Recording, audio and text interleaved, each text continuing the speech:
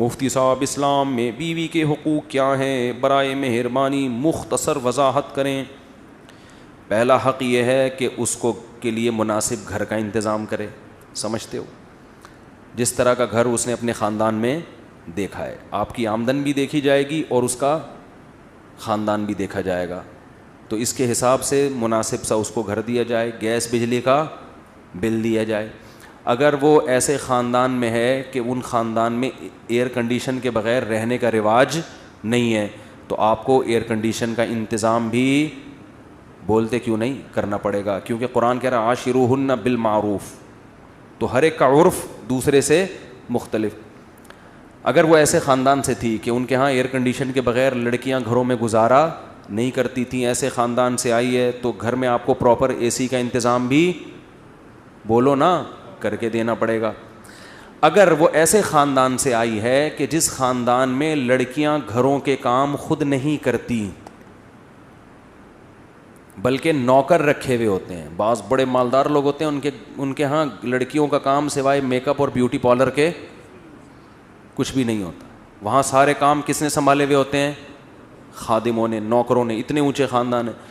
تو پھر آپ کو اس کے لیے ملازم کا انتظام بھی، آپ اپنے حقوق اپنی، اب منہ سے آواز نہیں نکل رہی، شادیوں پہ بیان کرتا ہوں سارے نعرے لگا۔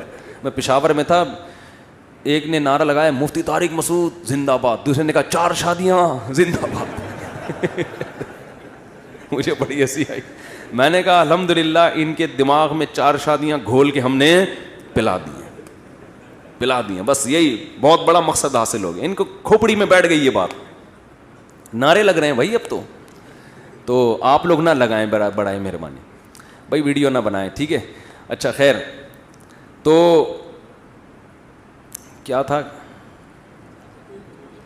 تو اگر وہ ایئر کنڈیشن میں رہنے کی عادت ہے اس کو، تو آپ کو اے سی کا انتظام کر کے دینا پڑے گا۔ اگر نہیں عادت ان کے گھر میں نہیں ہے تو پھر ضروری بھی نہیں، آپ پہ بھی لازم نہیں ہے۔ اگر ان کے گھر میں ملازم کام کیا کرتے تھے تو آپ کو ملازم کا انتظام کر کے دینا پڑے گا۔ اگر ان کے گھر میں رواج یہ تھا، اتنی اونچی فیملی ہے کہ بیویاں شوہروں کے لیے کھانا بولو نہیں پکاتی، بلکہ شوہر کے لیے بھی ملازم اور بیگم کے لیے بھی باہر سے، یہ سسٹم تھا، تو پھر آپ بھی اس سے کھانا بولتے کیوں نہیں پکوا۔ لیکن نارملی ایسا ہوتا نہیں ہے، نارملی درمیانے درجے کے جو خاندان ہوتے ہیں اس میں یہی ہوتا ہے کہ لڑکیاں گھروں کے کام کرتی ہیں، تو اس خاندان سے آئی ہے تو اس کو آپ کی خدمت بھی کرنی پڑے گی۔ سمجھتے ہو کہ نہیں سمجھتے؟ تو عاشروہن بالمعروف میں کیا دیکھا جائے گا؟ عرف کو، کہ اس لڑکی کے خاندان میں عرف کیا ہے۔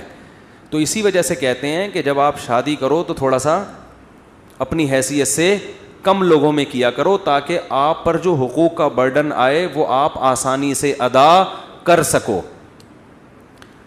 جب رشتہ لینے کے لیے جاتے ہیں تو دکان پکوڑوں کی ہوتی ہے، باتیں وہاں بیٹھ کے کروڑوں کی کر رہے ہوتے ہیں تاکہ ہائی پروفائل رشتہ ملے۔ یہ نہیں پتا ہوتا کہ اس کو افورڈ کرنا غریب آدمی کا کام نہیں ہے۔ تو جتنی چادر ہے نا اتنی چادر دیکھ کے پاؤں پھیلاؤ۔ سمجھتے ہو کہ نہیں سمجھتے؟